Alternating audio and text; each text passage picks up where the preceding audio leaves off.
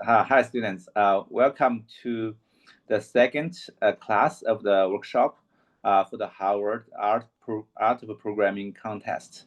Yeah, yesterday, teacher Brandon introduced how to use Python to draw pictures. Now today, he will introduce us how to do animation, also how we work on a project as a team. So yeah, after that, hope you have some skills. Then you can start working on your project. Then you can submit and join the contest. We will have 2 rounds. The first round will end August 30th. They will review, and some of you will be selected to join our final round. Then we'll have the selections for winners. I think, most of you also, I think all of you can join our raffle gifts. So we have a MacBook Air for you. Also, we have 2, Apple AirPod. Yeah. Okay, great. Yeah, let me turn the class to teacher Brandon. Okay, thanks for everyone for joining. I'm going to share my screen quickly. Actually, before I do that, I just want to say a quick reminder in case anyone joined our class yesterday and was either missing from the beginning, or if there's anyone new today who didn't get a chance to see our class from yesterday. I just want to introduce myself one more time. My name is Teacher Brendan. I'm a teacher at XCamp. And today what we're doing is we're learning more about Python in order to build up some skills that you could potentially use on your project. So today, like Charlie mentioned, we're going to keep moving on with some of the stuff we learned about yesterday, using Python Turtle to do some drawings. And today we're going to do some animations and some interactive stuff. And then towards the end of the lesson for today, then I'll give you some advice and some extra tools that you need in order to start preparing for your project if you haven't done so already. So that's the plan for today. And I just want to remind everyone, as always, in the online classroom, I encourage you to participate as much as possible, to ask questions, to answer questions, other things like that. And just make sure that if you would like to ask a question, that you raise your hand in Zoom. We do so by hitting the reaction button and then the raise hand button like this. So you can see I have my hand raised right now. And when I call on you, I'll call you by your name. So whatever that name is that you have listed in your Zoom, just double check it and make sure it's right. So I call you by the correct name. And once I call on you, then you can unmute yourself and you can talk. So other than that, just make sure to keep your microphone on mute for the lesson, so there's no distractions or things like that. And like I mentioned yesterday, this is more geared towards students who are more entry level into Python and programming in general. So if that's not you, if you already have a lot of experience, or you already have a good direction for the class, this is not something that's mandatory. This is just a helpful tool for you to continue to learn and to get more skills that you can add on to your project. So that being said, I'm gonna share my screen. Yes, Brandon. I see also the Kiwi, the organizer from Harvard. She joined too. I'm just curious to check if she have anything to say to the class. Also, the class, please keep your camera on. That's our policy too. Yeah, Kiwi, are you there? I don't think I have anything else further to add, everybody. I just hope you enjoy this session. Teacher Brendan is really, really good. You can also rewatch yesterday's session if you find it helpful. But don't let me stop you, Brendan. Go ahead. Okay, thank you. Thank you. All right. So I'm going to share my screen. And we have one, if you remember from yesterday, we have one more little topic that we want to talk about before we go for our new content. And actually, we're going to do a little bit of review as well for some of the things that we talked about. But I just want to show you, so we were kind of at this part about sort of adding the color and then also drawing some circles. So let's review that. So just as a reminder, in my Python code, if I want to use that library, the Python Turtle library, in order to do some drawing, I can do so with that import keyword. Okay, and then I'll tell Python what library I want to collect the code for. So I can use that import turtle to collect that turtle library.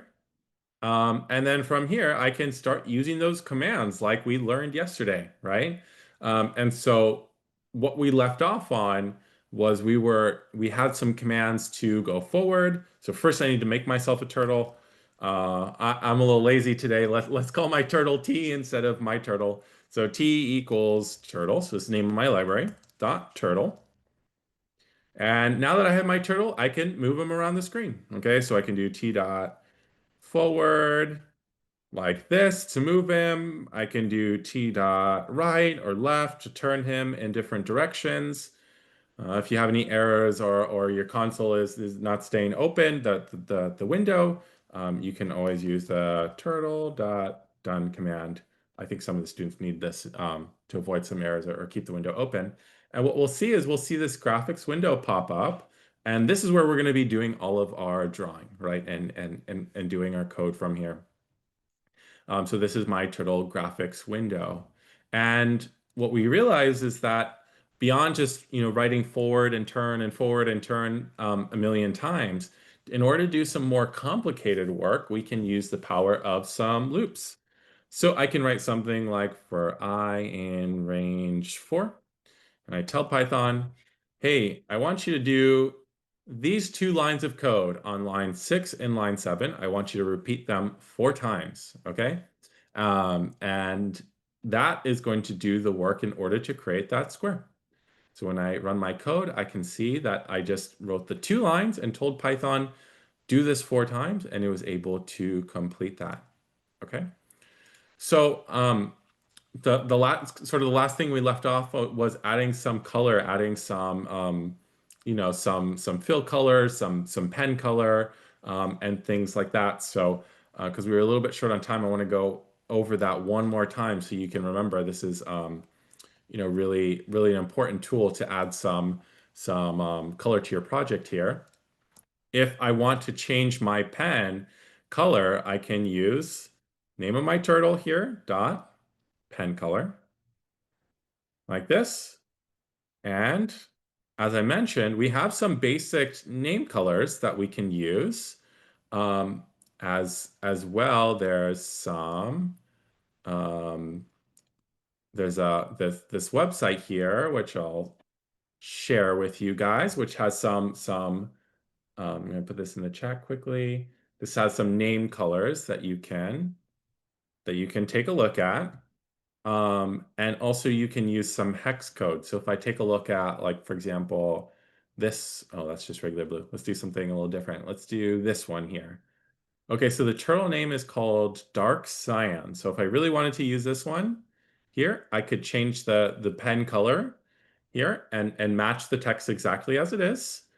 And now we should expect the pen color to change. Okay, so either I can use those name colors or these hex codes here like this. And when I run my code again, there's my dark cyan line. Okay. And then also what we can do is if we have some shapes that we want to fill, we can use a fill color in order to fill that shape. Okay. So I want to say, not only do I want to make my line dark cyan, but also I want to fill in my square with that same color, okay? So what I can do is I can change my fill color like this, and I'll match it up exactly how it is here. And in order to tell Python Turtle, hey, I want you to start the filling process and stop the filling process, we use these begin fill, and we'll use end fill. And that's how we know, Python Turtle knows this is when we should be ending that process here. So I'll do end fill like this. And when I run my code here, you can see right after it finished, you see how quickly it filled in the shape. And now I have this shape that has the color that I specified, just like that, okay? So that's how you can use these begin fill and end fill combined with this color in order to add a new dimension to your drawings that you have. Yes, Jean, do you have a question? Can you add the speed, like the speed 0? I want to see how it goes. Yeah, that's right. So I put this under this category of pen control, which is, oftentimes if you're making a little bit of a bigger project and you don't really want to sit there and watch your turtle draw. You just want to get the drawing out quickly to sort of see how it looks like and then go back and change your code. Definitely changing the speed is pretty helpful. And one thing that I challenged you to do yesterday was try and use that speed and change it to see how it impacts your program. Actually, I'm going to move my window because my window is going to pop up right in the middle here. So I want you to sort of see how fast it goes as I change it. So let's do something like this: speed 5. Okay, so I'm going to run my program here. Let's see. That was already quite a bit faster. I'm gonna remove that line here. Let's make it a little smaller so you can see. Run my code again so you can see that was the regular, right? And then the 5 made it go faster. So if you really don't want to wait and you want to put your turtle to be as fast as it possibly can go, this speed 0 will be something that will be helpful to you. So let's take a look at this one here. When I run it with speed 0, how fast that is.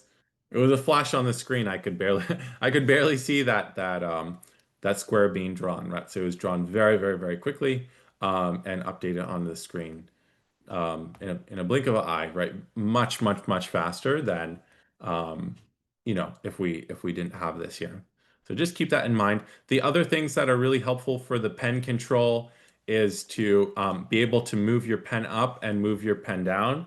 So maybe, for example, what I want to do is I want to draw this square and then I'll draw this square here. So this is really the code that's drawing my square and filling it.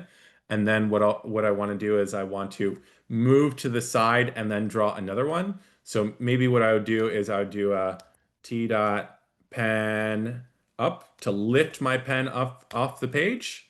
And then I can move it. So T dot forward 1. Let's go a little bit further. 200. Then I'll put my pen down like this, and I can go about doing my drawing again. Okay, so I can do this part here like this.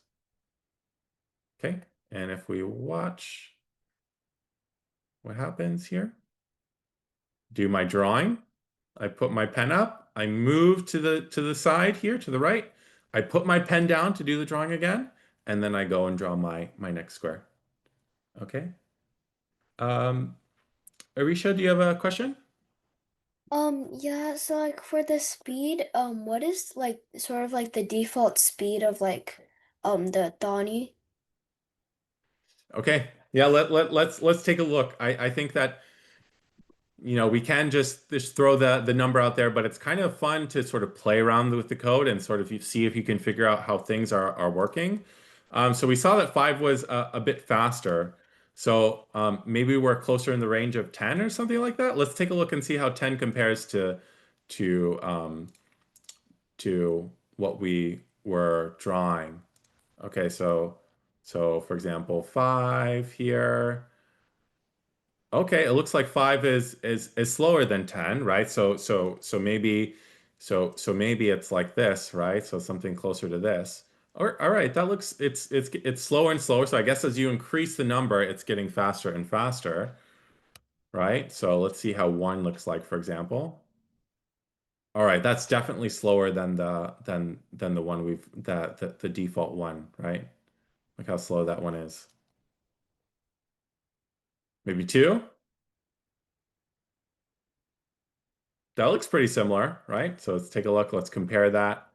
What I'm going to do here is I'm going to show you. I'm going to do something called a comment. I think I mentioned that yesterday, which is just I'm going to turn this line of code into just a note in my program to see how it compares. Yeah, so it's a little bit faster, right? So it's about 3 if we had to say. The default is about 3, right? So it's just about that. Okay. Yeah, so let's see. So pen up, pen down, pen size. So for example, if I want to make my line a little bit thicker, let's see how that compares. So can change the pen size like this, and I'll change it. Let's make it really dramatic so that we can see very clearly. That's pretty cool. And what's interesting even is that you see the pen is like a little circle. And so because of that, we almost got these little rounded edges when it did the drawing. And if you want to make your pen really big, right? If you go to a place and put your pen down, that's almost kind of an interesting way to make like a circle, right? Right. So if you think about instead of drawing a square, you can sort of put your pen down and make a little circle. That's one way which you can do something like that. But we actually don't need that tool in order to create a circle because there happens to be a circle command.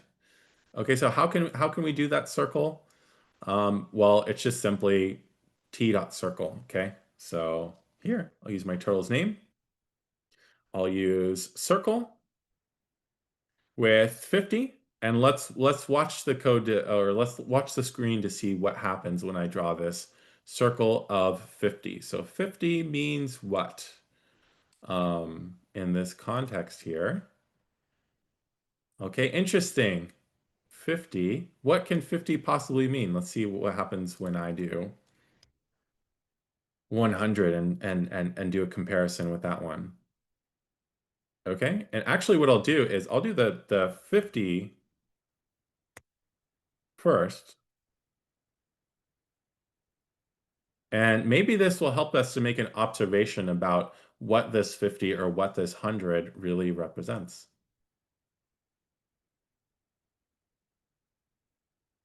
Okay, did anyone see that? No? Okay. I think that some of you aren't quite seeing what I'm doing here. I'm gonna do one more thing, and then this will make it super obvious to you, and you'll see, oh, Teacher Brendan, I see what you're trying to do here. I'm gonna do a left turn by 90 degrees. And then what I'm going to do is I'm going to go forward by, let's say 100. Okay, like this.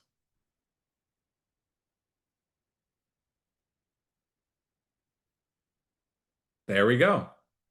Okay, so hopefully we can make an observation about what this 50 or what this 100 means. Does anyone want to help point out? Maybe we can think back to our math class and think about some of the terminology that we have in our math class. Yeah, Anna, do you want to help us out here? The 50 is basically the radius because the 100 is the diameter.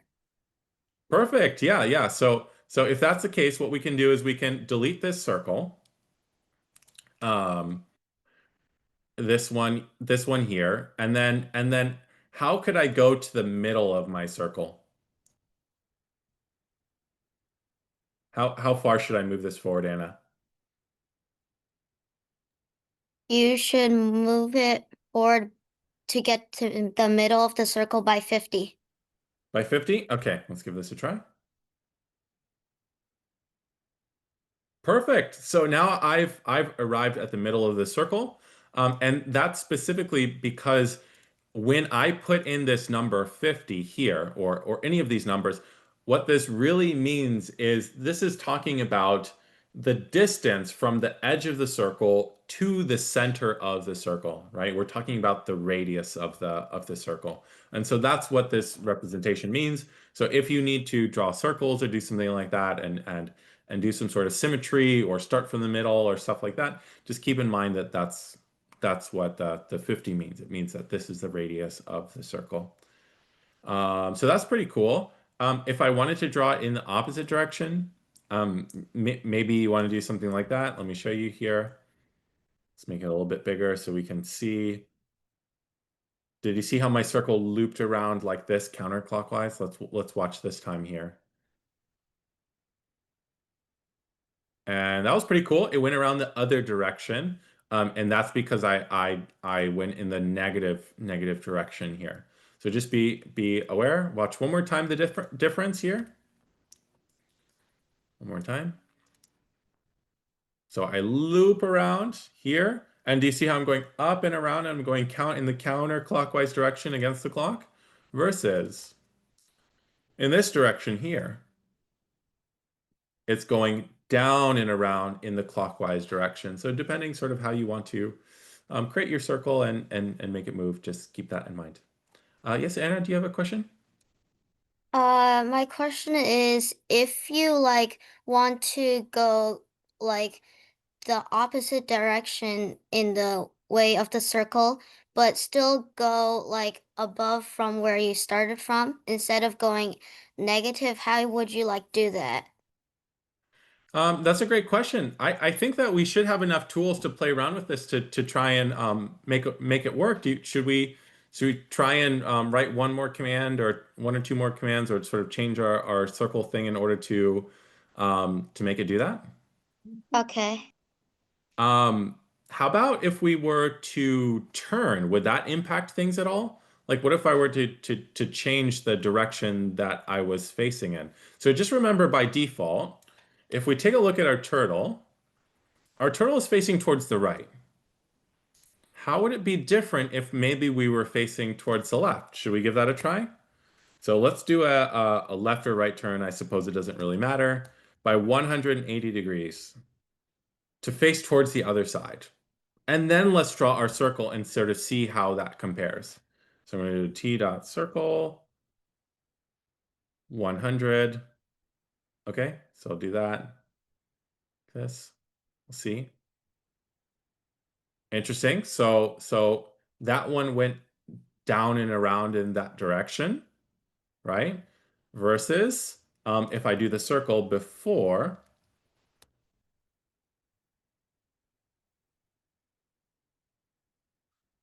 let's watch it this time.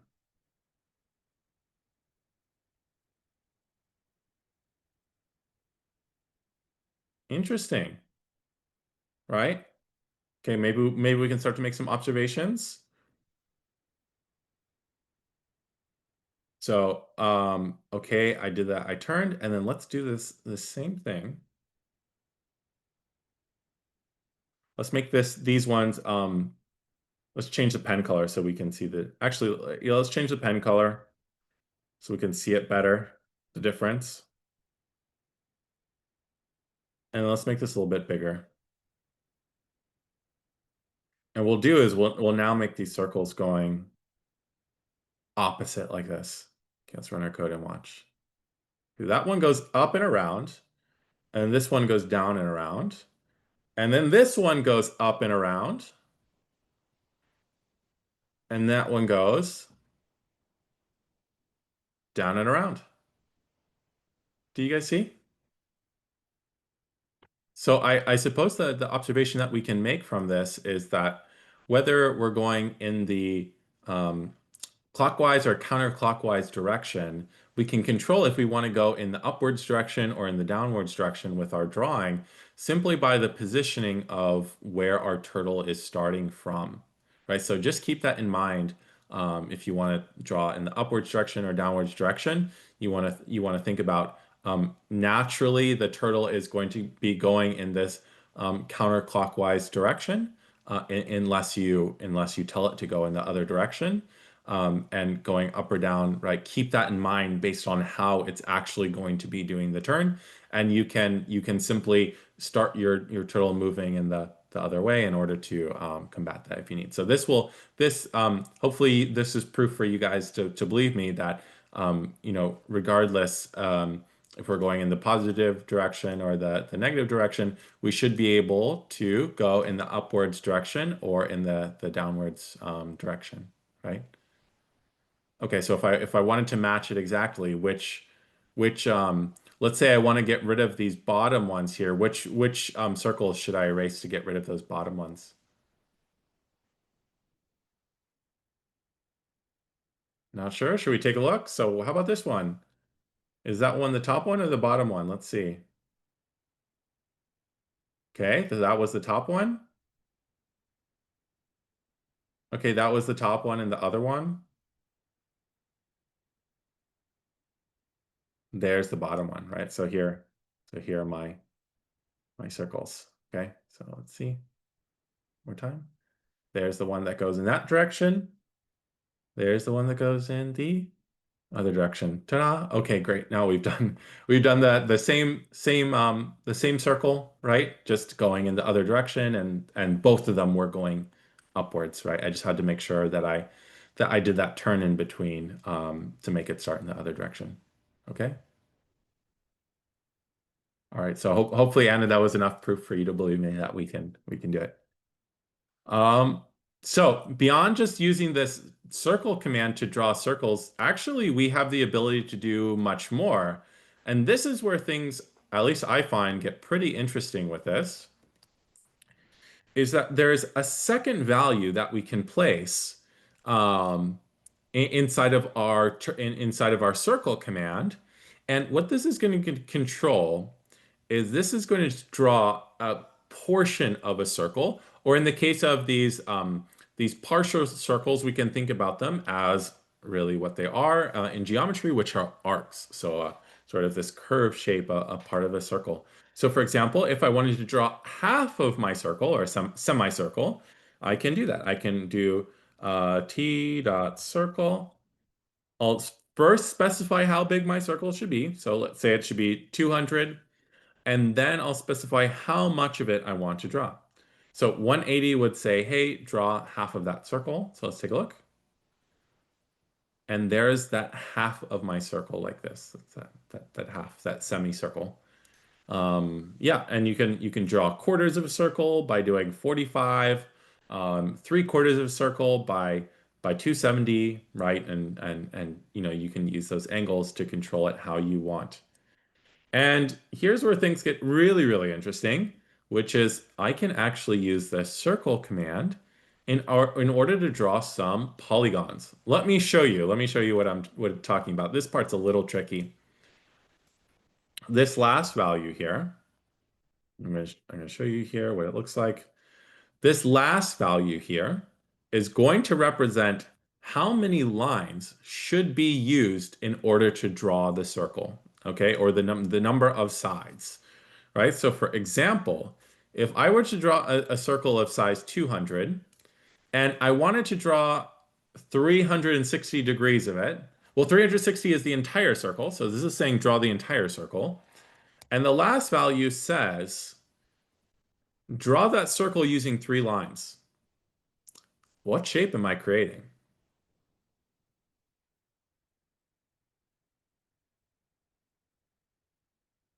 May feel like a trick question, but I promise you it's not. Let me run the code and show you. Oh, I guess Arisha, you're about to say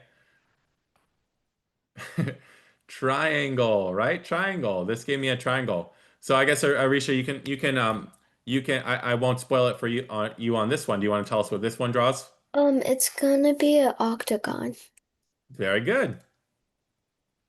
All right, that's pretty cool, right? So that looks pretty cool. And actually, that's pretty easy way of drawing an octagon. We had another way of doing that, remember? So previously in last class, what we did was we said, well, I can technically draw any polygon with this for loop. I can say for I in range, the number of sides in my polygon. In this case, it was 8 for my octagon. And then what I can do is I can do those forward and turn commands. So t dot forward here and say how much I should go. Let's make it smaller so it's not too big, like 20 or 30 or something like that. And then I can do a turn.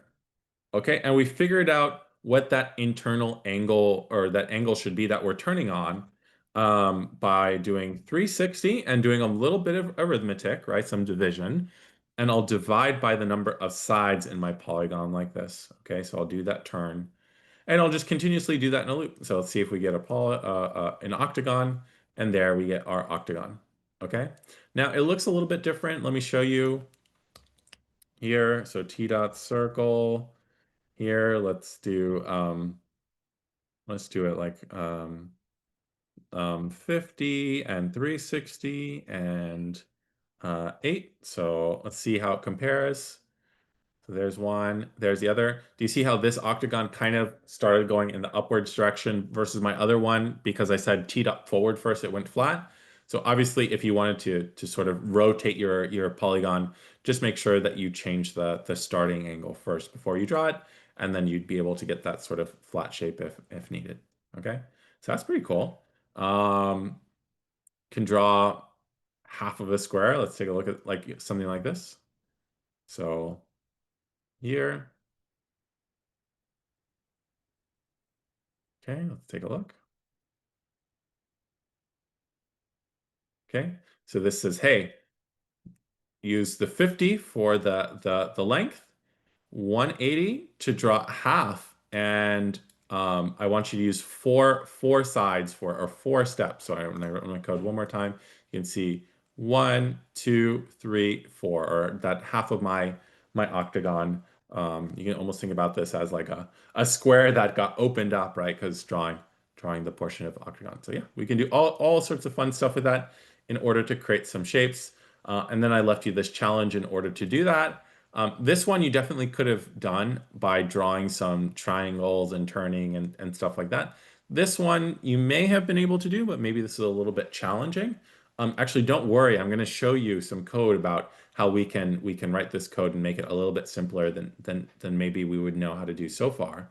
But I guess the idea is if you look at this edge of this lotus petal, this is like, about like a quarter of a circle.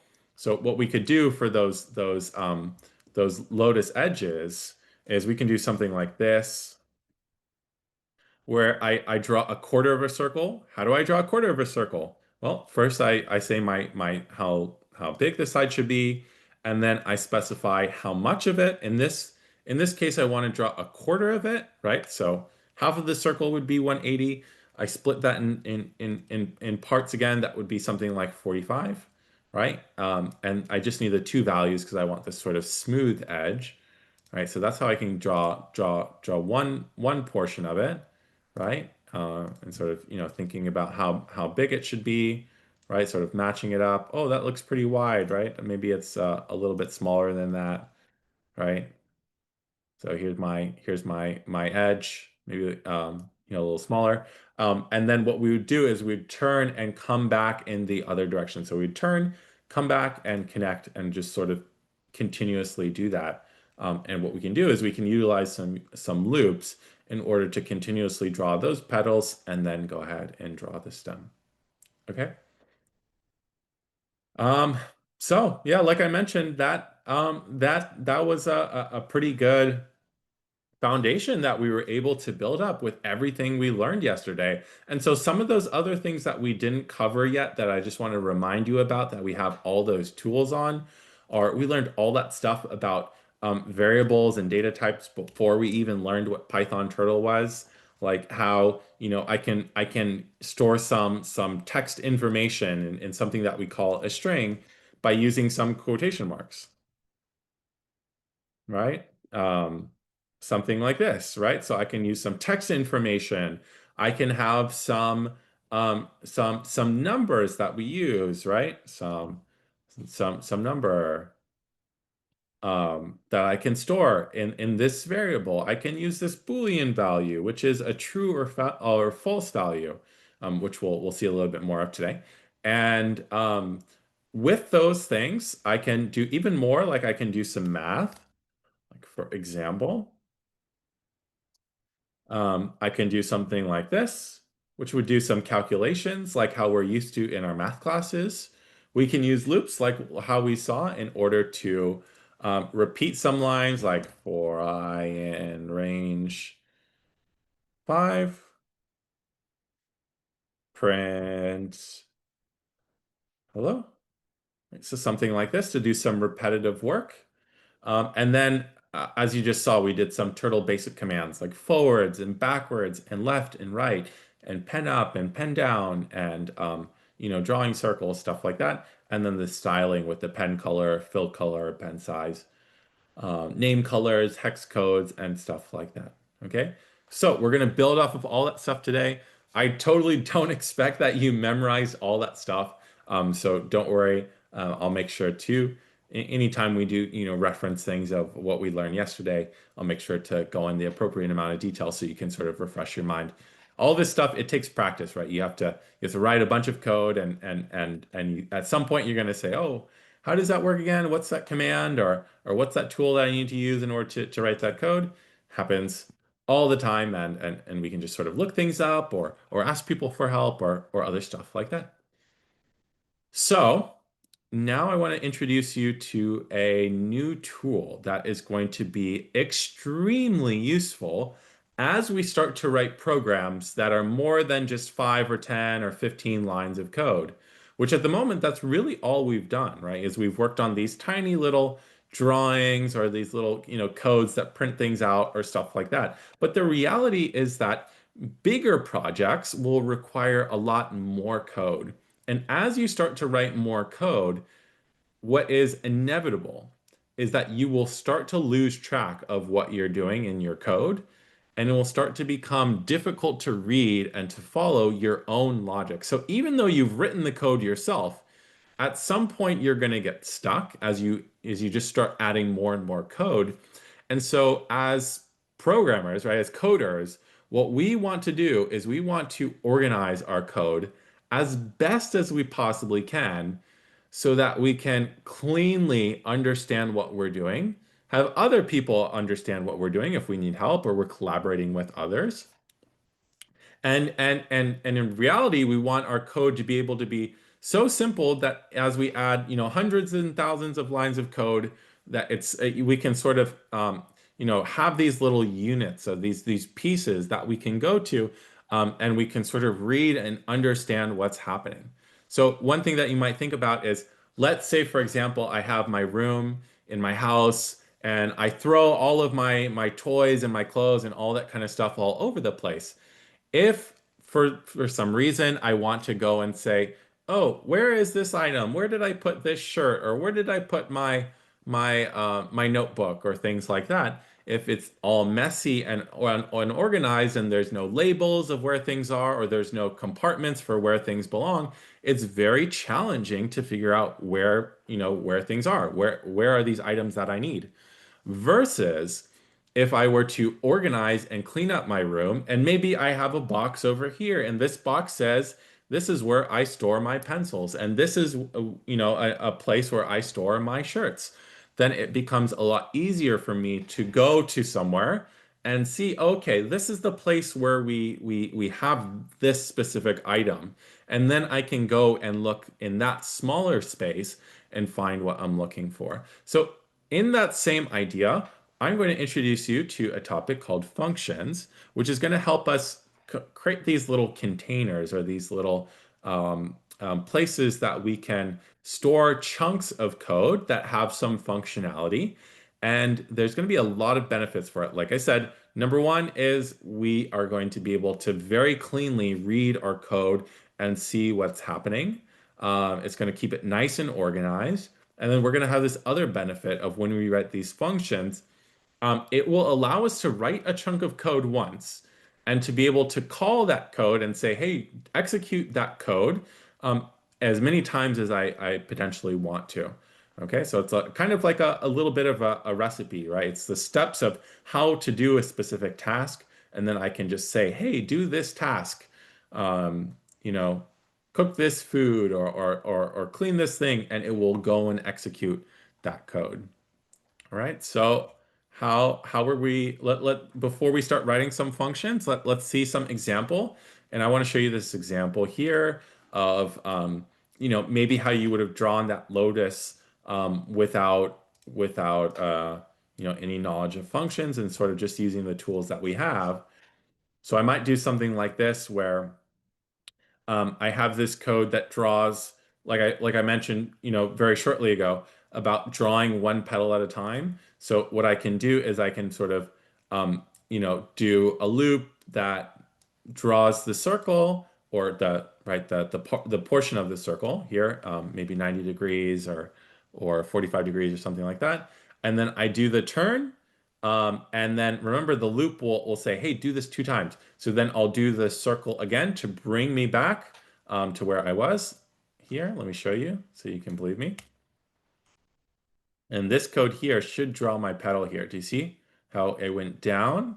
So this is the 90 degrees of the circle, and then I came back when I jumped back up to the top of the loop, and then I did that other edge of the circle, and then turned back around again, right? So I'm gonna go back, copy this code here like this, and we're gonna see my lotus. There's one leaf, there's next, there's next, there's next, there's next, and then here's the stem. Ta-da! There we go. Looks beautiful, right? However, just with this little lotus flower that I drew, I've already written 35 lines of code.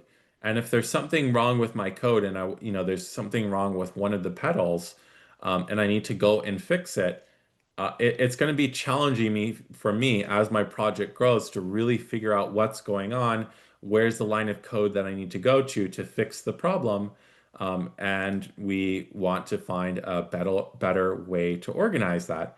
And so that's where functions can come into play. So let me copy and paste this code, and then we'll talk about it and see the difference. So in this code, we have this new piece here. Talk about this in a second. This is our function. I'll call it def short for definition. Okay, this is my recipe for how to draw a petal. And what I'll do in my main code here, this is my main code. I will simply write the instructions for how I want to draw the lotus flower. So at the beginning, I want to sort of rotate my pen so it's facing in that downwards direction. Then I want to do a loop 5 times, and at each step of my code, I want to draw a petal. Okay? So when our code begins, our code is going to begin not here on line 4 at this first line of code. This code here, this function is going to be ignored. Python is going to read it and it's going to understand these instructions for how to draw a petal, but it will not actually execute any of this code until I tell it to.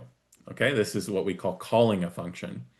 And so here I'm saying, I want you to loop 5 times or do this chunk of code 5 times, draw a petal, then I want you to turn, then draw another petal, then I want you to turn, right? And we'll do that 5 times.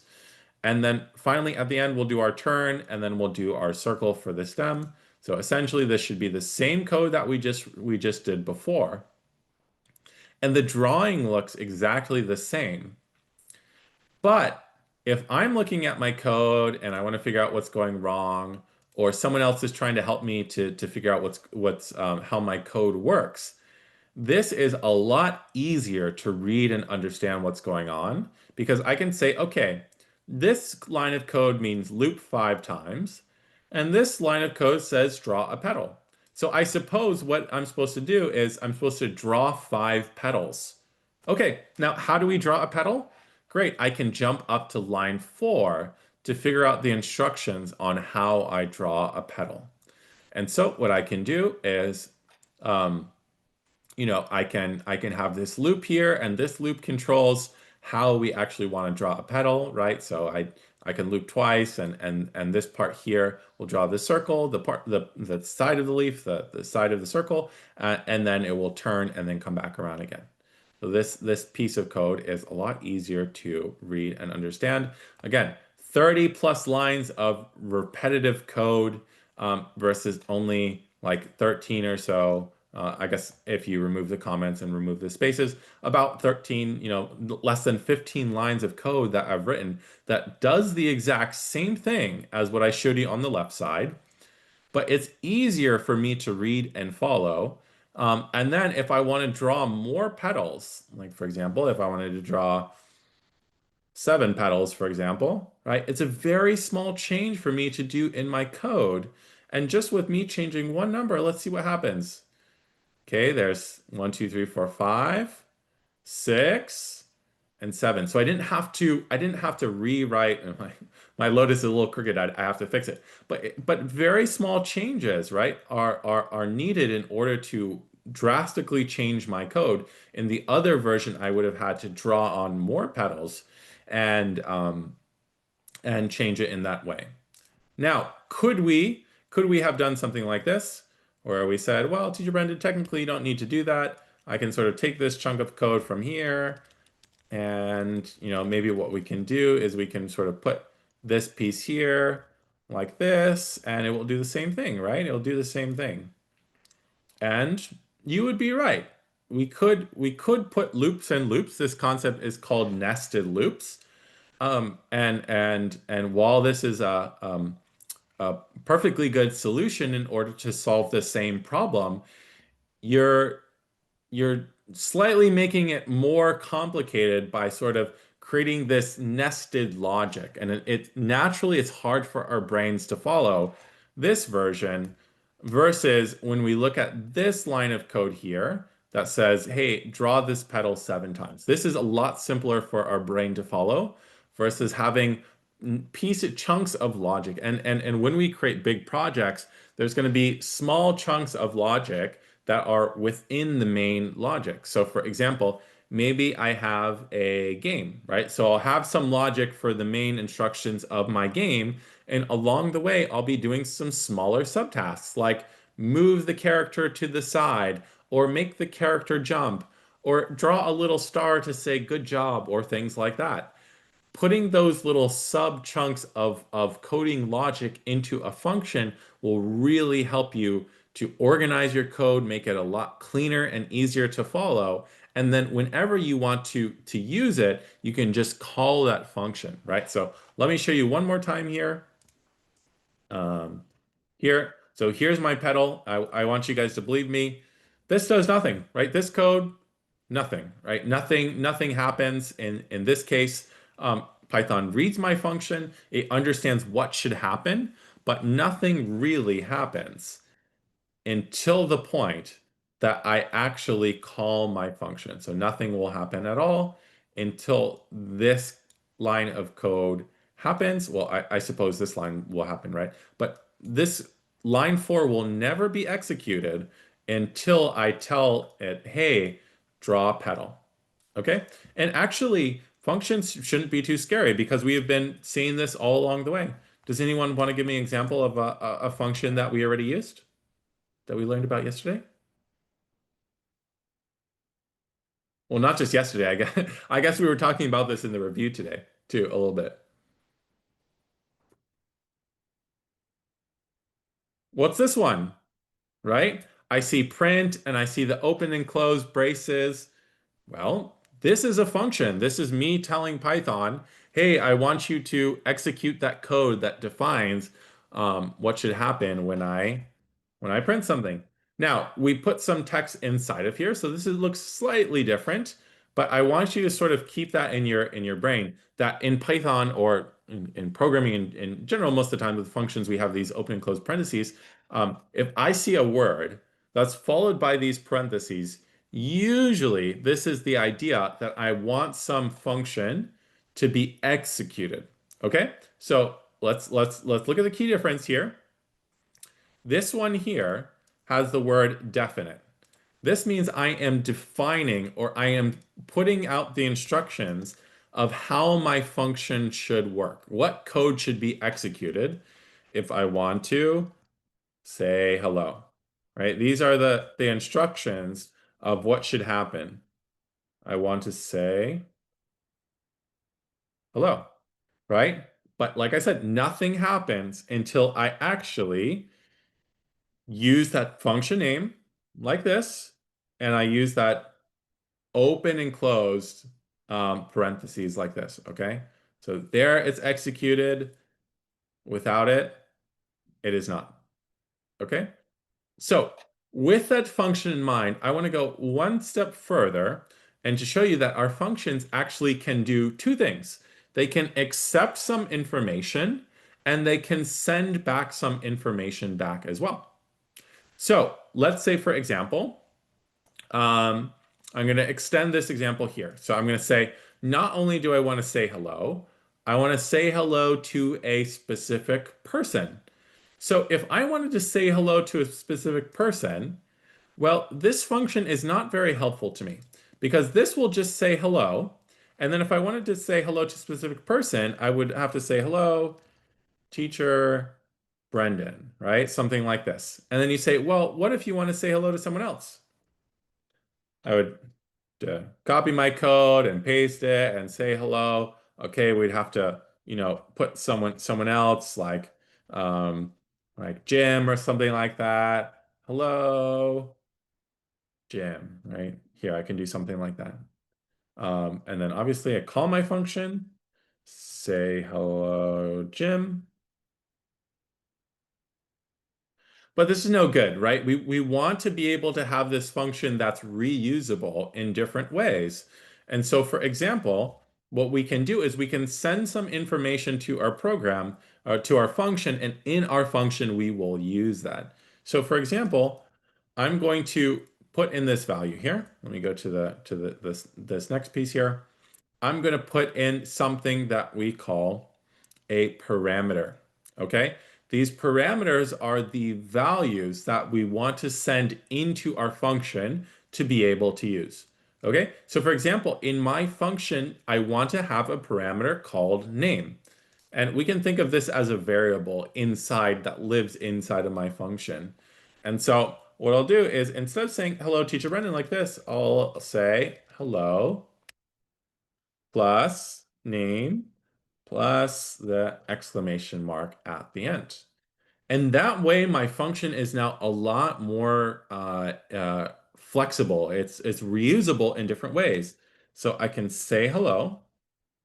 And then what I'll do is when I call my function, I will tell Python, this is the value that I want to send to my function. So for example, I want to say to it, I want to put the name Brendan. Okay, and so when I run my code, actually, I want to add that for some space here, and it says, hello, Brendan. Okay. And then let's say we want to go and include Jim so that he can be printed out too. Now my function can be used, it's multi-purpose now. So it doesn't just do one thing, it can potentially do many things. So this is going to be really helpful. Like for example, if we go back to our example of saying, hey, I want to draw a polygon. So let's draw our polygon for I in range. Let's do our octagon here, and then we'll do our t dot forward. Let me make sure I have everything I need for that. So import turtle, and then I need to make my turtle. That's usually we like to put our functions at the top. I'll explain why in a second. This, okay, and then I'll call my function here. Well, I need to do this first. Okay, t dot forward, and then I'll move my turtle forward here. Let's say like 100 or something like that, actually smaller for my octagon, and then I'll do my turn here. Okay, so, oops, not 90. 360 divided by 8. Okay, so this was kind of our rough code that we created in order to draw that octagon. But what we can do is we can say, let's make this octagon code more useful. So I'm going to create a function called draw polygon. Okay, and what this draw polygon function is going to do is, well, it's going to draw a polygon. Now, at the moment, really all my code here is doing, so I'll put my turtle here. All my code is doing, I'll call my function polygon. It's just drawing my octagon, right? That's all it can do. But if we now know that we can put in some parameters to our function, then we could really change this and we can say, okay, instead of drawing an octagon every time, let's put in a value and let's call this the, I don't know, what's a good name for this? The number of sides, right? For the number of sides for our polygon. So instead of doing in range 8, I want to do in range num sides. And similarly here, I can do this division by num sides. And now what I've done is I've created a reusable chunk of code called draw polygon. And if I put in 3 into it, well, that will give me my triangle. Versus if I do this same code like this, and I put 8 here, then I get my octagon, right? Okay, that's pretty cool. We can even go further than that, right? We can even do more than that. Like I can say, not only do I want to know the number of sides, I want to see the side length. And this will tell me how far to go out when I'm drawing those side lengths. So side length, something like this, right? So I can add that on. So maybe this one I want it to be a lot larger, and this one I want it to be smaller. Okay? And so when I run my code, I can see, okay, there's my really big triangle, and here's my smaller octagon that I've created. And just by adding that extra parameter to it, I was able to have even more control. We can even go, let's step it up and say, like color too, right? You can do stuff like this, and then you can have a fill color, t dot fill color like this, and I'll put in the color, and I'll say t dot begin fill, and after I'll say here t dot and fill. I didn't really need that extra space there. We do something like this.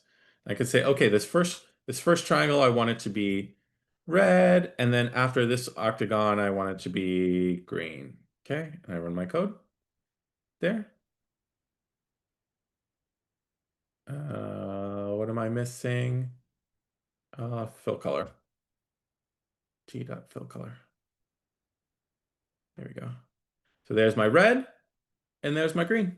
Okay, so now I've created this function that it's really multi-use, right? I can draw all types of polygons of different sizes and of different colors just by accepting these different parameters to it. Now be careful. The order in which you place the parameters is really important. So for example, if I were to get confused and switch this up and put, three,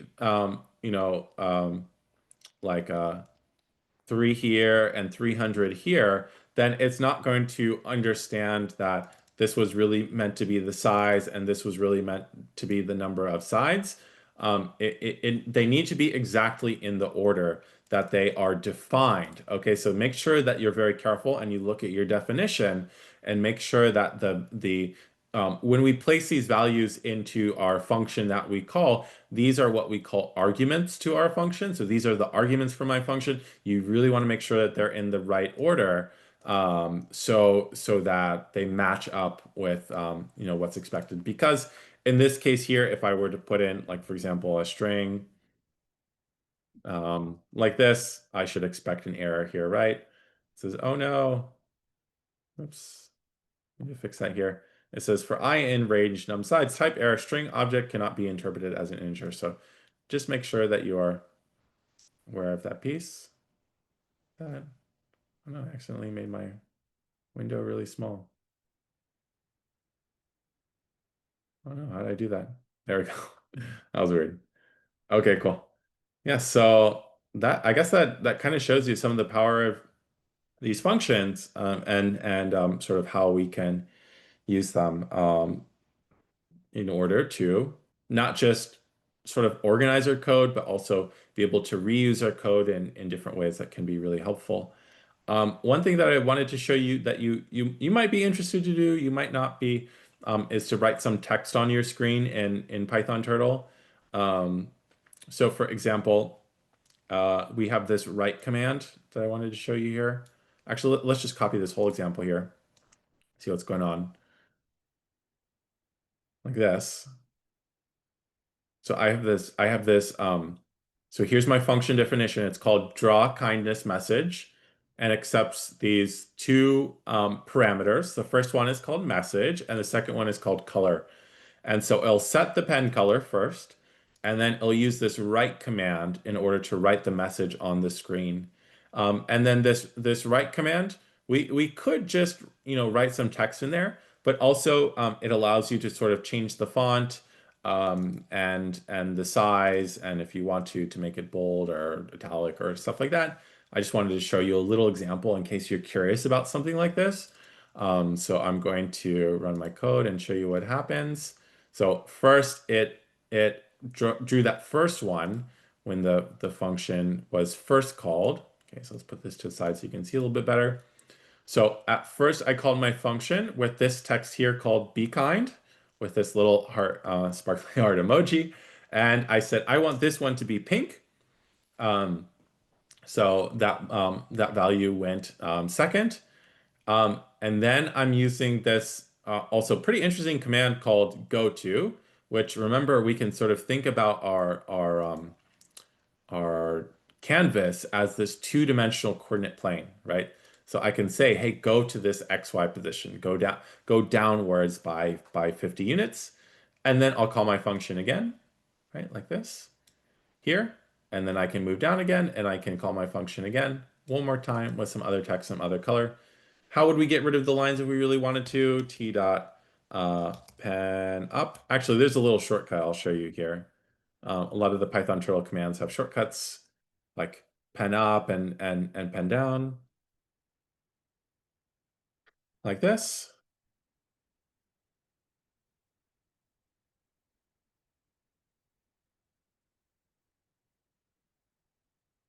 Like this. Okay. That looks pretty cool. Okay, there's my message. But actually, if I were a little bit more clever, I would realize that what I could do is I could put that chunk of code that I'm doing all the time really in my function, and I can say, hey, just make sure that, when I'm ready to draw, T dot pen down, right? Make sure my pen is down. And then I can do T dot pen up after I'm done, like this. And then that way I don't have to rewrite that code over again. And even if you wanted to, you can have some X and Y values of where you go to write your message. So, feel free to customize things. This is just, I'm trying to give you lots and lots of examples to just see how valuable these functions are. And especially when you're working on a big project, really taking a little bit of time to think about how you could potentially design components that can be reused, it could save you a huge amount of time in terms of writing the code, and then especially when something is going wrong, to figure out where that bug in your code is. So for example, if I have a function that draws a petal of a lotus, and that's not quite looking right, then all I really need to do is just simply go to where that function is defined, and I can simply go and look at that chunk of code to figure out what's going wrong, right? And even I can comment things out or delete my code and just focus on, hey, does this one little piece of code work? Once it does, then it will always work wherever I'm using it, okay? Let's move along to the next piece. So I guess we did this challenge together. We wrote a little function that draws a polygon, and it takes in two parameters: the number of sides and the number and also the side length of the polygon. So if you already didn't get a chance to do that one, I highly recommend it. It's really good practice to sort of see how you could draw some polygons in your code, or that kindness message one that I just showed you is another cool one where you have some function that will draw the text and sort of style it how you want to, and then all over your project you can just call that function and pass in those values and sort of put those exactly how you want them to be. Okay. Right. So, yeah, like I said, your code looks something like this, where you have your function definition. You have your function definition here. See if I can get rid of that. There we go. So you have your function definition here with your number of sides. These are your parameters, your length, and then you can just put in that chunk of code. Make sure that it's indented, just as we do when we write our for loops like this, in order to show that this is the content of the code that should be executed when we call that function. Okay. All right, moving right along. So I showed you how to write some text to the screen. I'm going to show you another example of that. But the one piece of code that we're missing right now is we saw. So import turtle, t equals turtle.turtle. We saw how we could use that print function in order to write some text to the shell window at the bottom, right? Like something like this.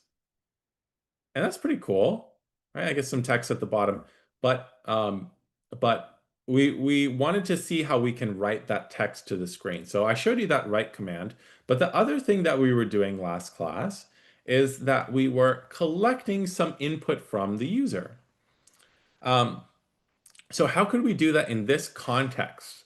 Well, I suppose that there's two ways, right? So one way is the way in which we learned last class, and that was the input function, okay? So that input function looks something like this, where I have my variable that holds on to what I'm looking for. I don't know, let's say that's called name or something like that. I have my input function, and inside of this will go the instructions of what I want to tell the user when I'm asking them for that input. Like, what, or not what is your name? Enter your name, right? Something like this. And then what it will do, what we saw is we get that sort of blinking window that pops up, that blinking cursor, and then I'll be able to type in my answer and hit the return key, and I'll be able to collect it inside of my program. So this will also can be useful for Python Turtle, right? So for example, I say, I don't know, something like distance or something like that, and I say, hey, how far should the turtle go? And then what we'll do is we'll enter that in, and we'll collect that into our program. And from there we'll be able to control the distance of where our turtle's going. So I can do t dot forward like this, 100. Okay, let's take a look at this code. Very you may want to be a little bit skeptical of this if you remember from last class. How far should the turtle go? I want the turtle to go 100, and there it is, right? So there's my, sorry, here my distance. I want to show you here like this, and oh no, it says type error, cannot multiply sequence by non-int type float. What's going on here? What's going on is that this information that we collected in from the user, this is a data type that we call a string, but we need to make this into an integer value. Do you guys remember how we converted this to an integer value? We had this integer function that we used in order to convert it. So we did something like this, right? And that way we say, hey, collect this input. And when you collect that input, I want you to convert it to an integer. So now when I run my code and I say, how far should the turtle go? 100. There, that's my turtle moving by 100. Okay. So that's how I can use that and convert that here. But that being said, now I have to interact with these two locations, right? I have to type my answers down here at the shell at the bottom, and then I also have to look at my graphics window to see what's happening there. And really, wouldn't that be nice if I could get like a little pop-up window or something to appear in my graphics, in my Python tutorial graphics window, to be able to collect some information? And actually, we can. Okay, and so this function that we're going to use is called text input. So for example, if I take this line of code here, like this, and I'm going to do that same thing. I want to say, hey, what's your name? Okay, I'm going to collect that in. Actually, there's one more value that's appearing here. So you want to watch closely on my screen to see what's going on. I'll make sure not to close the window. So let's watch this, what happens. So here, okay.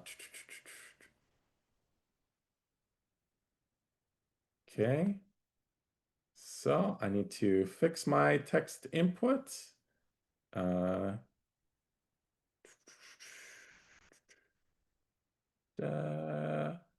One second, do I have it slightly wrong?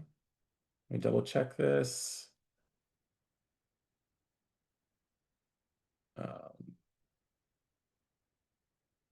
Text input. And it looks like this. Yeah, turtle t dot text input.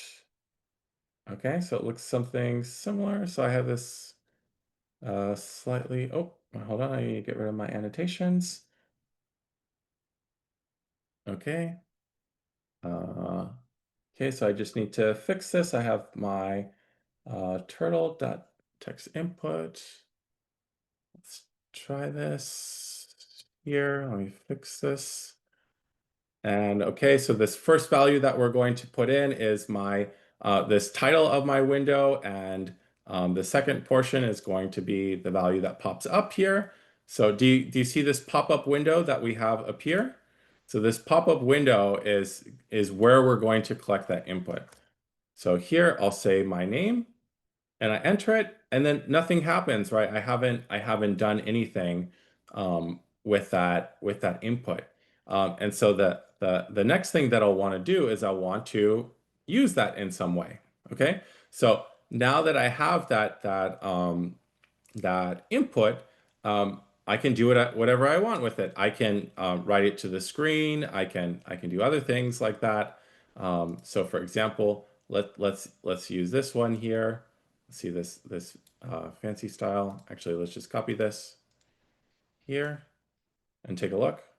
So in this code here, what we're doing is we're collecting that text input from that little pop-up window that appears.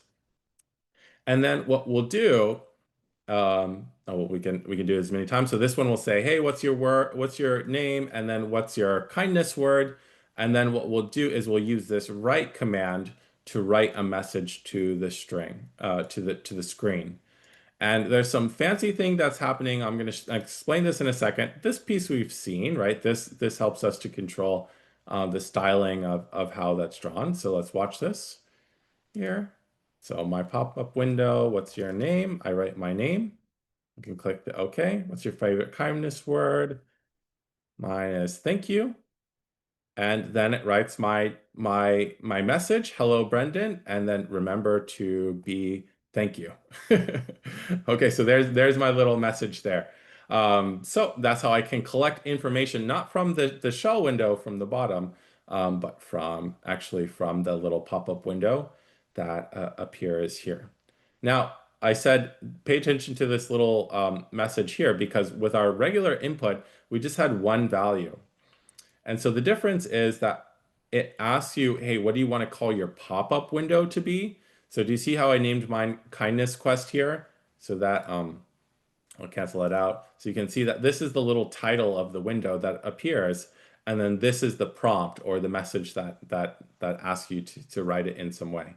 So same thing here, the title at the very top of my pop-up window, and then the prompt of how I should write it. Okay. And now this thing here is kind of a fancy way of formatting string. For the sake of time, we're not going to spend a lot of time to learn about this. This is something that we can spend a lot of time and get really into the the complicated details of how this works. But essentially the idea is that if I have a string, and let's get rid of this so we can just sort of keep things simple. If I have a string like this, and I want to like insert some variable into it, like for example, name. Well, what we were doing before was we were saying hello plus name plus exclamation mark, right? I was doing something like this. But another way, if we want to do a little bit more, complicated formatting with our strings, our messages that we have, we can use this F in front, and this just means format. So look how it has this little F in front. And then when we use these squiggly brackets here, what I can do is place these squiggly brackets, and these squiggly brackets will help us to fill in some variables here. Okay, so for example, I can put in name here. So put name, and then that will be able to be interpreted into my string as, hey, place this variable inside of this string. So if you're curious about this, and maybe in your project you're wanting to do some formatting and style a message in a specific way where you place some variables and other things like that, looking up the string formatting is definitely something that I recommend and can be super helpful. But just look how we use these curly braces with the variable name inside of it, and that will be filled in when you execute your code. Okay. All right, so now we have some input that we can collect into our program. We can write some information to that window. Now we have a lot of tools of what we can do. So here's a little practice example of something that you maybe didn't think you could do, but actually we can. And so this one is saying, hey, draw an hour hand based on some user input. So what I might do, so it's saying, hey, based on some hour, I'll tell you what hour it is, something from 1 to 12, right, for the time. What I want you to do is I want you to draw the hour hand pointing to that number, okay? So use math to calculate the angle. So we can do something like that, okay? So while I'm setting this up, I'll give you a little time to sort of think about this.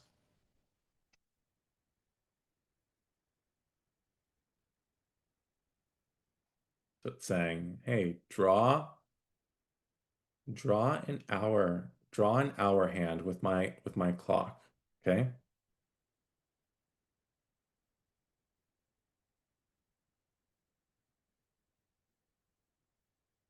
So if I were to do something like this, first I sort of want to draw maybe sort of the numbers on my clock so we can sort of see my hand that's pointing to them. So I suppose if at the very first position it starts at 12 and then it goes to 1 and 2 and 3 and 4 and then the bottom is 6, we might want to do a loop that does something like this, where we go forward. Okay, some distance like this. Let's see, a little smaller. And then maybe what we do is we do the write command in order to write the number. Okay, so we'll think about this for a second, what we want to enter in here in order to make that work. And then after we want to go backwards.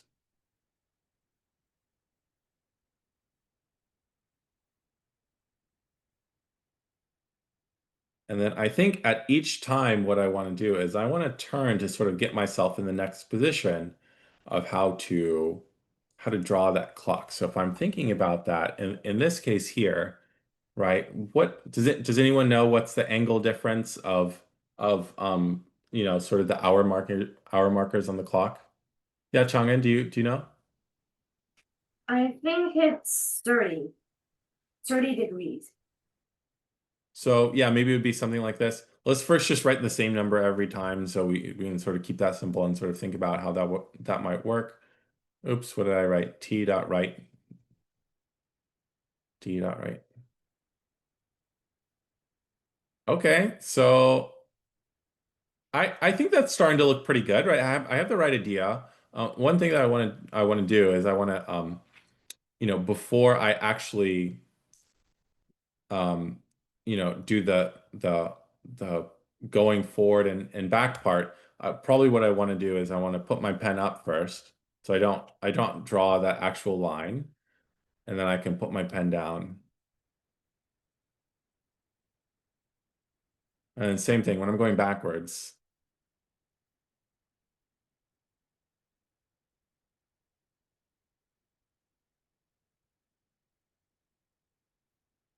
All right, so maybe this will look a little bit better. Let's take a look. All right, that's looking pretty good, right? That's kind of already starting to look like a little bit like a clock. Um, but it's always printing out 10 for all of the numbers. Okay. So maybe what we could do is we can sort of look back at something like this and we can see sort of the way in which um, we can make the font bigger and stuff like that. And then also we want to think about, instead of writing 10 every time, how could we potentially write the number of the position in the clock? Well, one thing I want you to keep, oh yeah, Changin, do you want to say? Not very well to answer it, but what Okay, let's take a look at this one here. So what happens when I print I, this value of I? Do you guys see what's happening? Well, it starts at 0 and then 1 and 2 and 3 and 4 and 5, 6, 7, 8, 9, 10, 11. So each time, so this I is holding this sort of position of how many times we've gone through the loop, right? And so that's something pretty useful that we could actually use within our program. And so maybe we could do something like this, where instead of writing 10, I write I. Let's see how that looks like. All right, that's almost there, right? Obviously, my numbers are out of place. And if I want to change my code to, instead of write the numbers 0 through 11, but 1 through 12, maybe instead I can do something like this, I plus 1. Okay, so now I have the numbers right. I just have them in the wrong locations. So, well, how could I fix that? I suppose that before I even begin, I can do a left turn to get myself in that very first position of where I want to draw the where 1 is on the clock. So where is 1 on the clock? If we're thinking about like this being 0 and then where I wanted to go, what sort of angle measure should I turn on in order to get into that position? Yeah, Chang'an, do you know? I thought that's left 60 degrees. Okay, should we give it a try? I think that sounds pretty good to me.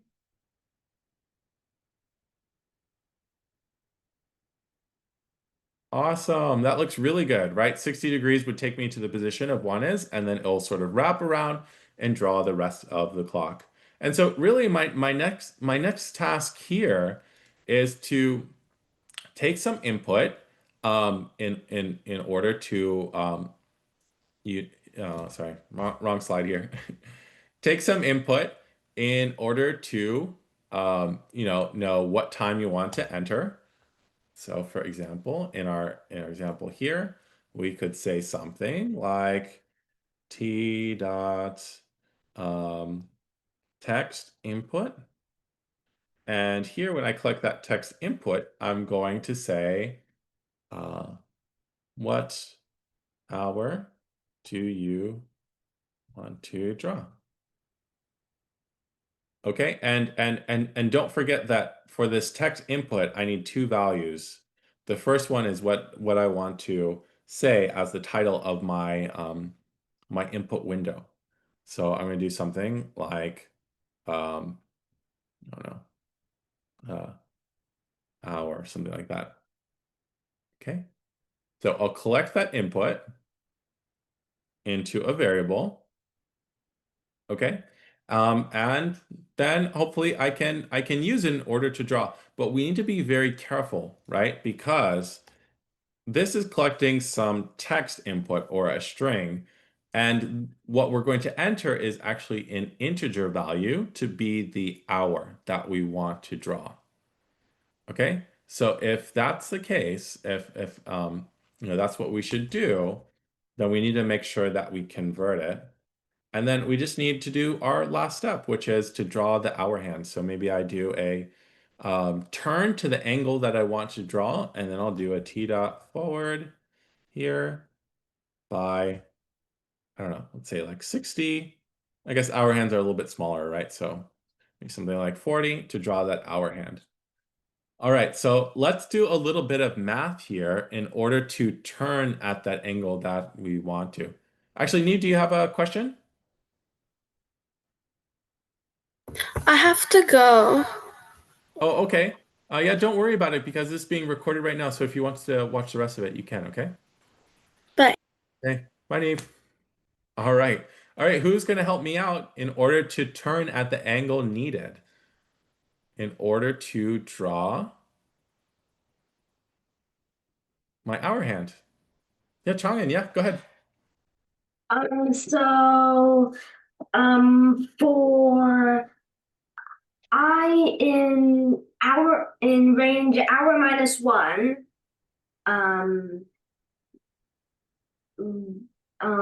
right 30 degrees. Okay, okay. Let's hope that actually, helps. before we write that code, let's make a small observation together.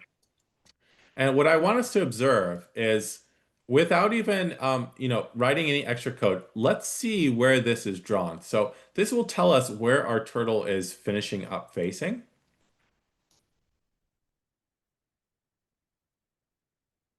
Maybe I could put the speed a little bit faster so we don't have to wait for it to draw. But do you see how it starts by facing 1, right? Because that's sort of the going back to where we were. So in that case, knowing that, how can we manipulate this by, instead of saying 40, say 40 is the distance we want to go, but we really want to do some sort of turn in order to put it at a specific angle. Yeah, Anna? For some reason, it keeps saying type error and then text input missing one required positional argument and then prompt. I don't know what's happening. Okay, I do. So what you need to do when you're using this text input is it wants you to put in 2 values. Okay, this first one is what they call this title here that goes at the top, and this second value is the prompt, or what are we trying to get as information from the user. So probably you just had something that looks like this. And in this, the program would complain. So let's here. So I don't have these 2 values here for my text input. Invalid syntax where? Oh, this is why. Okay, get rid of that one. Like this. I run my code. Oh no, missing 1 required positional argument prompt. And that's because it thinks that I just entered the title and this is the title and I didn't put the prompt. So what I'll do is I'll put a comma in between them, and then here, this is where I'll put my title. Okay, so title, something like that, and then it'll appear. Okay. Okay, thanks. Did it work? Hopefully. Yes. Cool. Okay, so following up, I need to turn my turtle by some angle here. Maybe like a right turn or something like that. And this is going to point me in the direction of where I need to go. So how can I do that? I have some hour input, and maybe I can take that and do some multiplication to get it in the direction I want to go. Well, maybe we can think about the distance between the angles, right? So maybe something like this would be better. So it's 3. So I'll draw my clock. And almost, right? It almost sort of got me in the direction I need to go, but the problem was that it was facing towards 1. And so maybe instead, right, of it facing towards 1, I can turn it back. I can do my left turn back in order to get it, facing north here.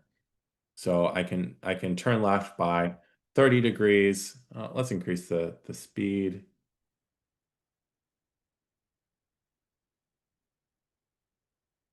Draw a little bit faster, save ourselves some time. There we go. And now I'm pointing towards 3 o'clock. Okay, if I want to run my code again, and this time I want to point towards I don't know, I suppose like 9 o'clock or something like that. Let's take a look. There it is. And now I'm pointing towards 9 o'clock. Pretty cool. So now, yeah, we have this interactive clock, right? You tell me the time, I draw what time it is on the clock. I'm just using some math in order to calculate that angle. And so, the program we wrote is slightly different from the one that appears on the slides, but essentially it's the same idea. We calculate an angle for how we want to turn. And then the next step would be to go ahead and draw that hour. So either we can, draw a circle, or we can create the numbers, or it's really up to you to be creative how you want to do that. But one command that I want to show you that could make our life a little bit easier is this command called set heading. Okay, so did you see how right before we finished, I said, well, this is the right thing, but it really was dependent on the fact that my turtle is facing upwards for that angle. So I had to first turn it towards the upward direction and then tell it to do that right turn that I wanted it to do. But here's a command, and this command is called set heading. And what it will do is, regardless of the position of where your turtle is, it's going to just automatically set it to that specific angle degree. Okay, so we could watch again. So it doesn't matter how my turtle is facing. Here, I wanted to go to 6 o'clock or something like that. Do you see how it will turn towards that angle degree here? Okay, now I have to be careful, right? Because what I've done here is I've said, hey, set heading 3 times 30. So I have to keep that in mind, that that's the angle that was created, right? So you need to make sure that let me bring this up again and draw. Let me do my little annotation. So just remember, this is our 2-dimensional coordinate plane. Okay, and this is, facing this way is 0 degrees, right? So keep that in mind when you're thinking about the direction that you set heading towards is based on this, this coordinate plane and the angles from that. So you'll need to calculate that accordingly in order to make it work. But this could be really helpful because maybe sometimes your turtle is facing one direction, another time it's facing another one, and you just want it to go in a specific position based on how you want it to be. So if you're having a little trouble visualizing that, I know sometimes it's hard to see. So what I'll do is I'll do t dot set heading like this, 90 degrees here. And watch, I'll show you how, if I do this, it faces up. And then if I change my code and I first do a t dot, I don't know, right by 27 degrees, that this is completely irrelevant because it doesn't matter the direction of where I'm going. This will point me to where I want to go. So just keep that in mind. This will then face me up towards the 90 degrees. Okay, so you just need to make sure that you calculate accordingly for your clock. All right, so that's pretty cool. We have some clock and some drawings, some inputs and things like that. Now let's bring this to life. Let's start doing some drawings. And so before we sort of take our drawings and turn them into animations, we have to understand first how animations work. And so the way animations work is that we draw a picture on the screen, and then after we're done drawing a picture on the screen, we erase the screen, we wipe it. And then we'll draw another picture on the screen and we'll wipe it clean. And we'll constantly do that in a cycle over and over again. And because we're seeing it so fast, that flipping from one drawing to the next, that this is giving our brain the illusion of movement, when really this is just a sequence of drawings. So what we want to make sure that we understand is that when the pictures are close together, but not exactly in the same place, this will give this illusion of movement. Now, the farther pictures are, they will appear as if they're moving faster. The closer they are, you're going to see that it looks like it's moving a little bit slower.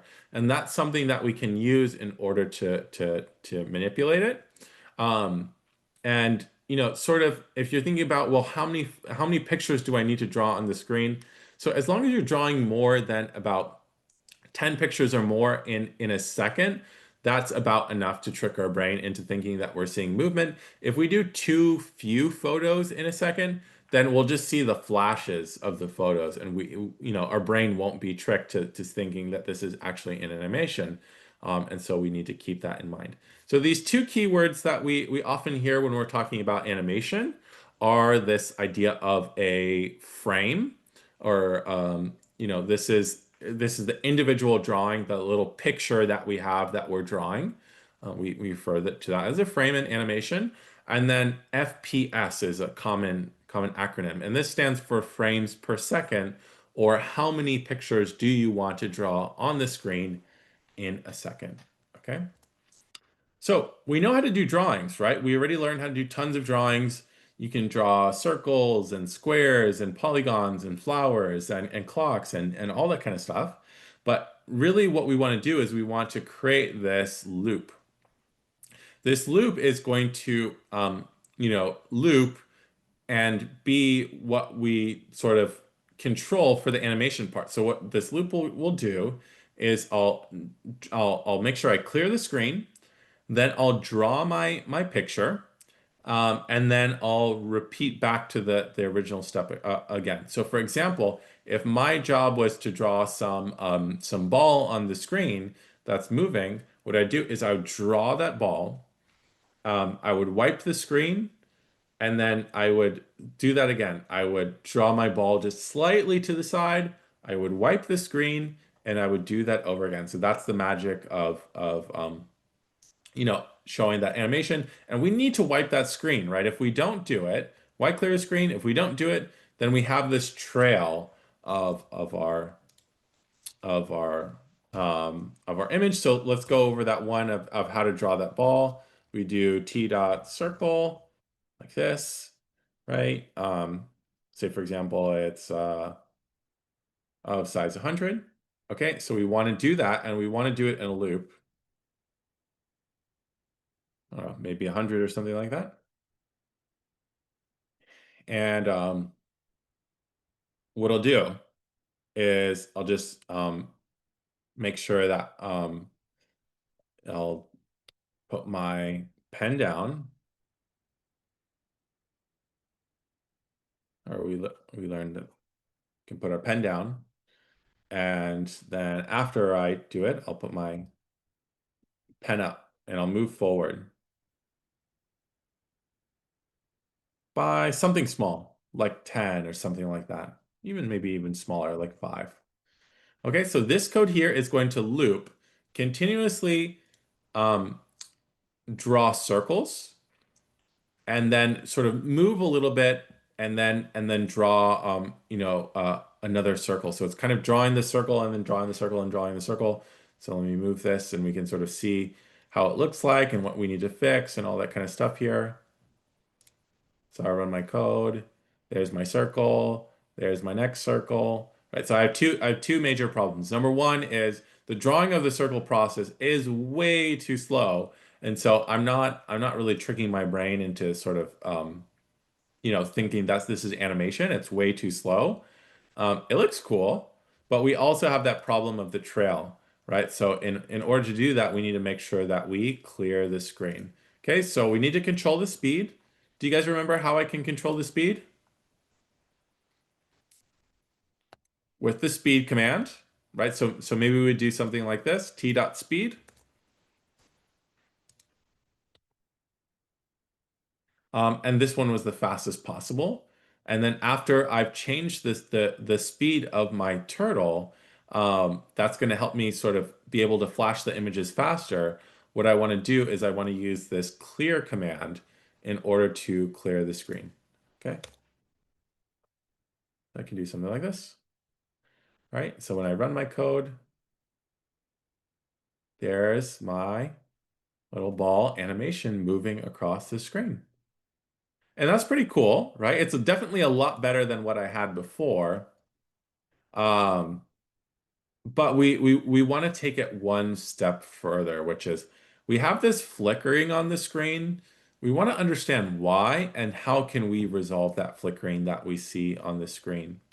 So the reason why we see this flickering on the screen is because even though I've set the speed to be as fast as it possibly can go, even though it's as fast as possibly go, we still are seeing the image being drawn.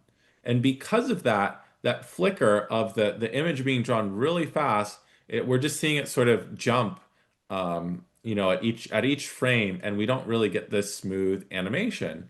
And so what we can do is we can use a command to tell Python Turtle, hey, Python Turtle, do not draw I want you to sort of create the drawing in the background and do not display it until I tell you to. So we need these two commands. So I need this tracer command.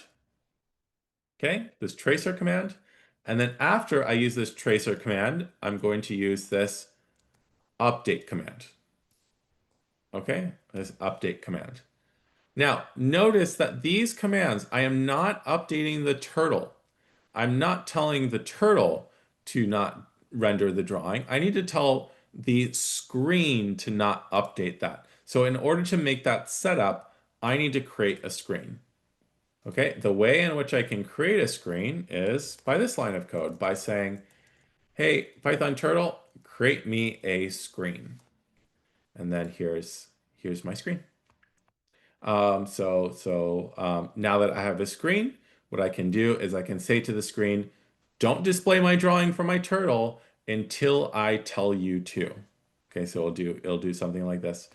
So if we take a look at this example here, I run my code, there's my smooth animation, and let me make it even slower so you can see. So watch I change it to forward 1. And then there's my circle moving a lot slower than it was before, right? I can even do like 0.5. Watch this. And let's do this like 1,000 instead or something like that. Here. Ta-da, there's my screen. My ball moving across the screen. And it slowly disappears off my screen. Okay, cool. So now we have kind of everything that we need in order to create all these animations, because what you can do, you can just take this template code that we've written so far and just replace this, right? Say instead of t.circle, I can say draw frame. And now I put my code in what should happen in order to draw the picture of what should happen here. So this could be my code of where I put that that code of the drawing that should happen or the frame that should happen at each step of the way, right? And you know, this would be my main code that controls the animation. So this is another example of how these functions can really help us to sort of put our code in these little modules, these little boxes that will do specific tasks. And then it's very easy for someone to come and read this code and say, okay, what do? We clear the screen, we put up our pen, we you know, tell the screen, don't update till I tell you to, then draw the frame, then render the drawing on the screen, then put your pen up, and then move forward, right? And so that's a little bit easier to understand and to follow. All right, so you know, with that, like I said, you kind of have all the tools you need to do some animations. Make sure to play around with that. Feel free around to play with this tracer command to sort of see this how it works, about how we can sort of update you know, the screen on certain intervals. The zero, if you're curious about what zero means, this is just telling it, hey, don't update until I literally tell you this command to update on the screen. But if you want to create like a specific frame rate, then what you can do is you can place a number in here in order to do that. So feel free to play around with that tracer command in order to update your animation to sort of the speed that you want it to go. Okay, but also remember that how far each frame apart is will also sort of not create the frames per second or the how fast we render the photos to the screen, but sort of the movement and how fast the items or the objects are moving within our animation that we create. So that's how we can do some little animations like that. Okay. All right. So that's how we can create animations. But what if we want to make our project a little bit more interactive? What can we do? Well, we can add some click handlers, for example. So what should happen in the case that, you know, someone clicks on my window? So let's copy this code, for example. I want to show you how it looks like. So here I have a function called draw circle. Okay, and it's going to go to a position on my screen. It's going to change the color of my turtle to red, and then it's going to begin fill and end fill. So let's change this to fill color so we can see it a little bit better. Okay, so I'll draw this circle, and then I have another function here. This one is called turtle clicked, and it takes in also these values x and y, and it's going to say on the screen, you clicked me. So let's scroll down a little bit on the code to see really what's going on. So what I'm doing is I'm calling this function. This function is called onClick.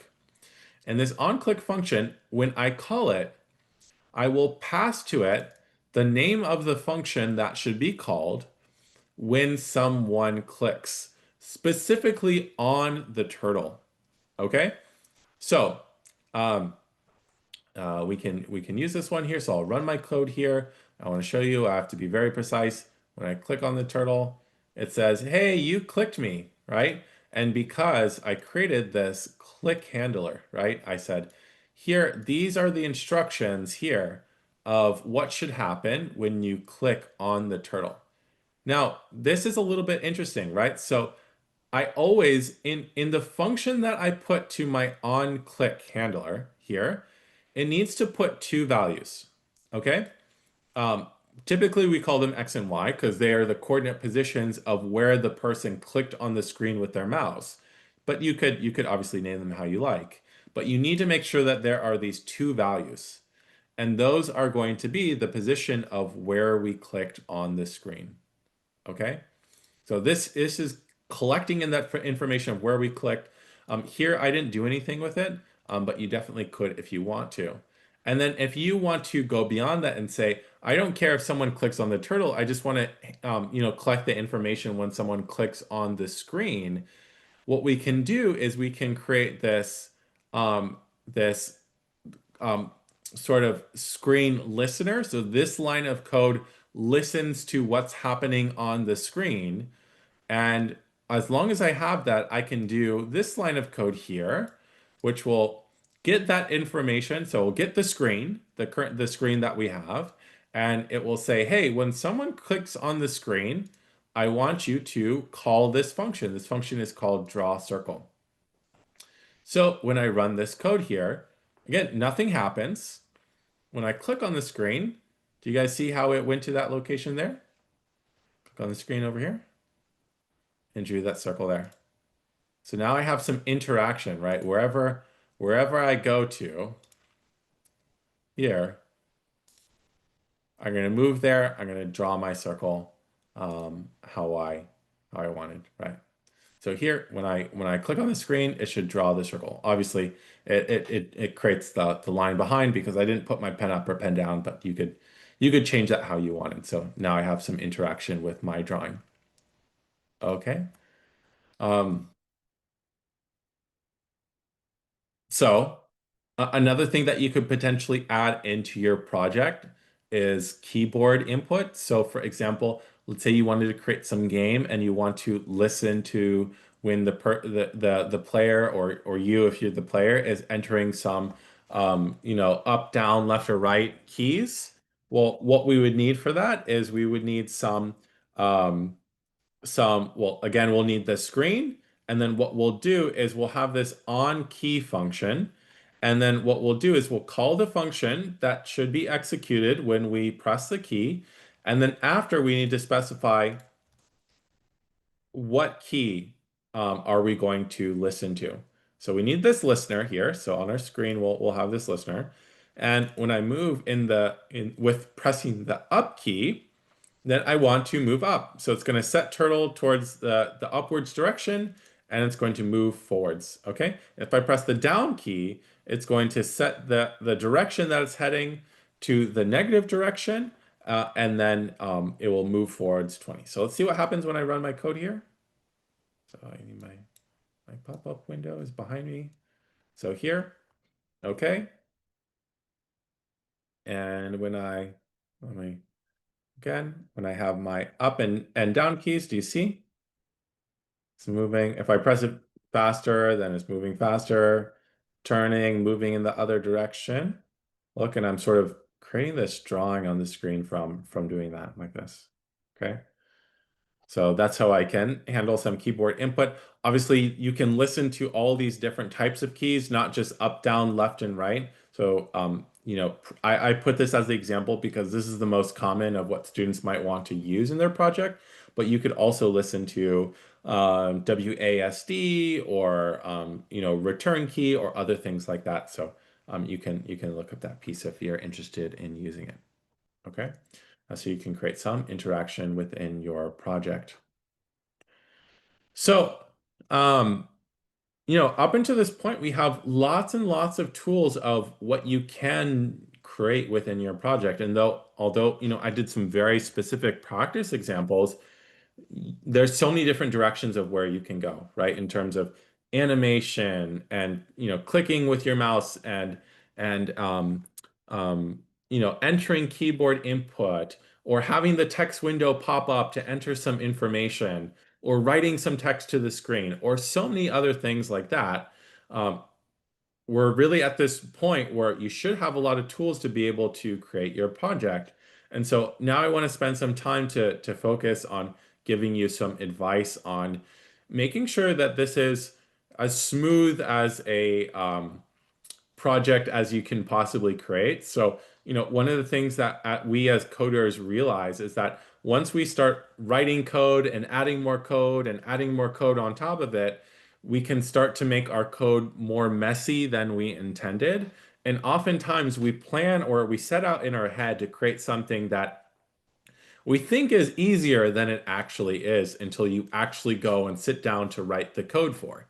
So I just want to give you some of my tips that I think will help you along the way when you're working on your project. Okay, so before you start working on your project, you want to sit down, you want to think about the theme, you want to think about the way in which you want to approach this game or interactive puzzle or whatever it is what you want to create, right? And how is it going to align with that theme? And then once you've done that and you've figured out an idea for a project that inspires you, the next step will be to sort of break it down into some individual chunks. Okay.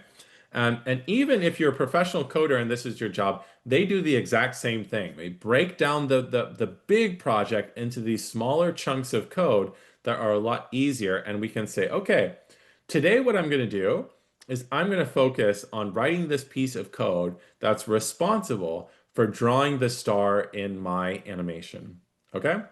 And that for that piece, what I'll need to do is I'll need to make sure maybe I have a function called draw star. I need to remember, sort of how to move forward and turn, maybe use fill color and things like that. And I can just focus on the individual piece, and that will be a sub piece or a a section within my project. And really that's the part of my animation that I want to do.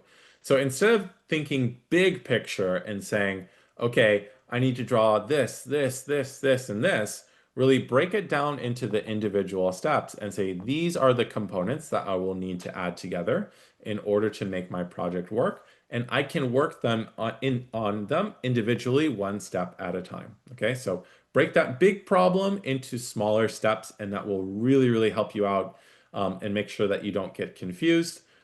The other advice that I always have for students, especially when you're a beginner at programming, is start with what we like to call in software is this minimal viable project, right? So this minimum project that uses this idea that I came up with. Maybe it's missing some fancy features, or maybe my drawing is not as beautiful as I intended it to be, but at least it draws what I intended it to do, right? And once I get it working with the simplest form, I get my game working with the basic things that I want it to. Maybe I have a quiz game or something like that, and it only has a couple of questions. Well, that's okay, because as soon as I'm done creating that minimum project that works in the way in which I intend it to, I can always go back to my code and I can add on more. Okay, so make sure that get it very early as you can into a working state where you're happy with just the very basic form of the project, not something that you want to submit, but something that actually works and does what you intended to. And then go and add the details like more colors and more drawings and more questions and more other details like that will really help you out in that way. So that will make your life a little bit easier when you sort of build off of a finished project versus always trying to chase this finished project all the way up until the deadline. Okay. So some good, planning questions would be stuff like, what kindness message do I want to share, right? How do I incorporate this idea of kindness quest into my project, right? So obviously, when they're judging the contest, they're sort of thinking about the theme and the code that you've written and how it sort of integrates with that theme. If you're using Python Turtle, what shapes and colors do I want to use? Is there anything that I have to look up and learn along the way in order to do that? Should it be interactive? Should it be animated? Right? What are the kinds of tools that maybe I need to either review the recording of this for or look up online or things like that? And then, like I said, what is that minimum viable project? What is that small piece that you can say, hey, this does exactly what I intended it to do, which I can then build off of to make it even better, even more beautiful and detailed after I've gotten to that point.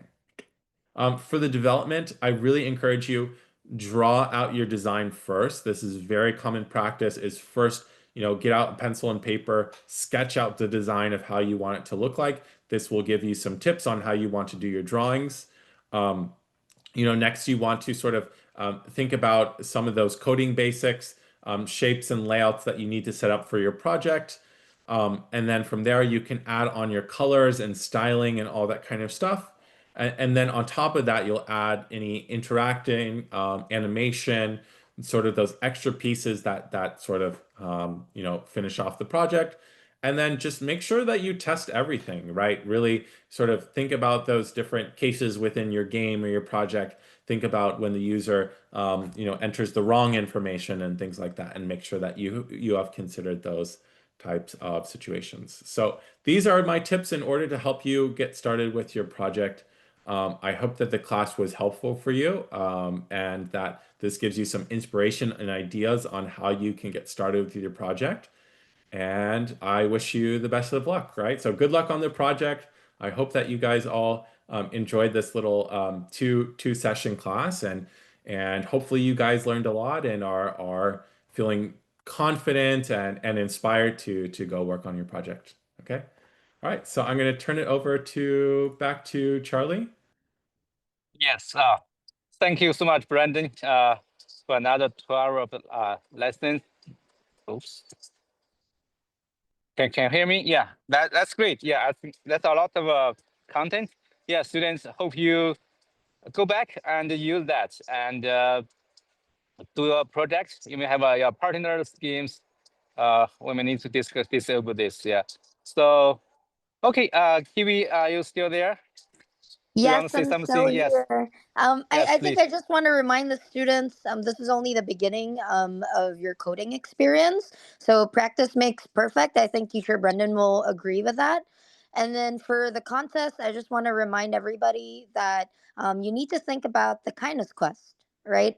So get creative and please have fun. Okay. And that's it from me. Thanks, Charlie. Thank you. Thank you. Yeah, see you guys in 2 weeks. We are looking forward to your submissions on your project. Okay, bye. Have a good one. Thank you. Bye. Bye. Bye bye.